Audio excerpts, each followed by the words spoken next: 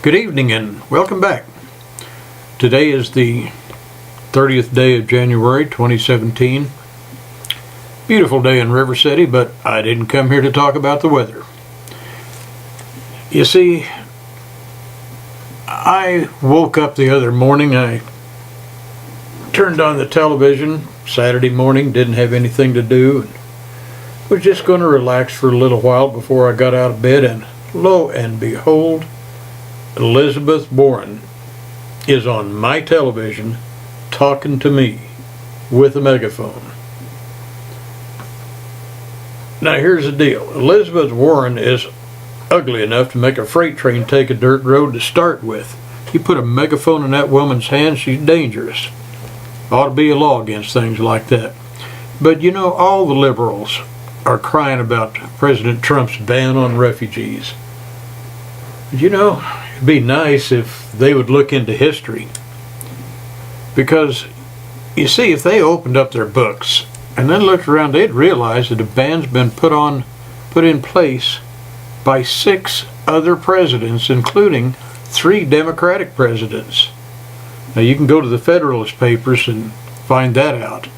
But let's talk about that just for a second, because in 1980, Jimmy Carter invoked an order invalidating visas to Iranian citizens for entry into our country.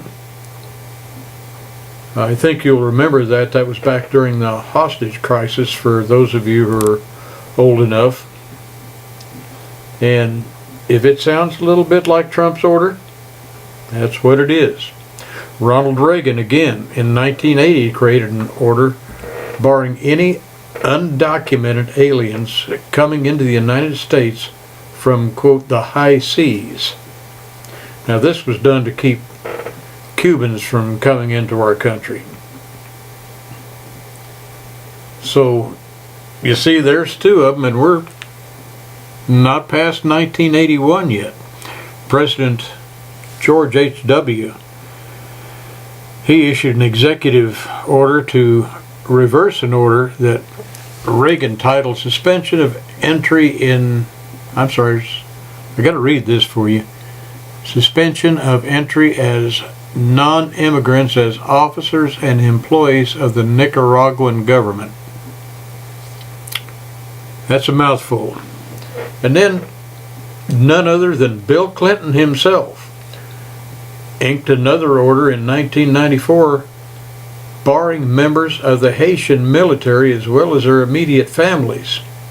That order was specifically aimed at those involved in the 1991 coup d'etat. Didn't Clinton, by the way, get a whole bunch of money to send down to Haiti and then never did? Oh well, another rant for another day. Now, Bush ordered, let me see, it was Bush 43, I think it was. He was ordered similar to Trump's a total of 6 times while he was in office. Now this is W. His most notable use occurred in 2004 when he barred public officials involved in bribery scandals. This was done in the light of the importance of the legitimate and transparent public institutions of world stability. I'll get this out in a minute again. I'm going to have to read it. Of world stability, peace, and development, and the serious negative effects that corruption of public institutions has on the United States efforts to promote security and strengthen democratic institutions and free market systems. Man, that's a mouthful, but he done it.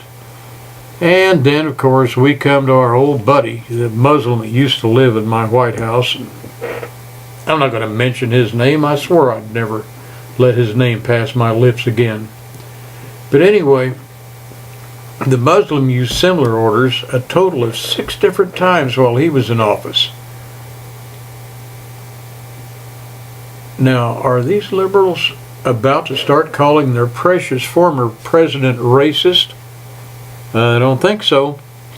Among the most notable orders that he signed was in 2012 when he barred those acting on behalf of the Iranian or Syrian governments Previous to that, in 2011, he banned anyone who'd been put on a travel ban by the United Nations related to terrorist activities. So these liberals got to get off their high horse and let Trump do his job, stay out of his business. They lost the election.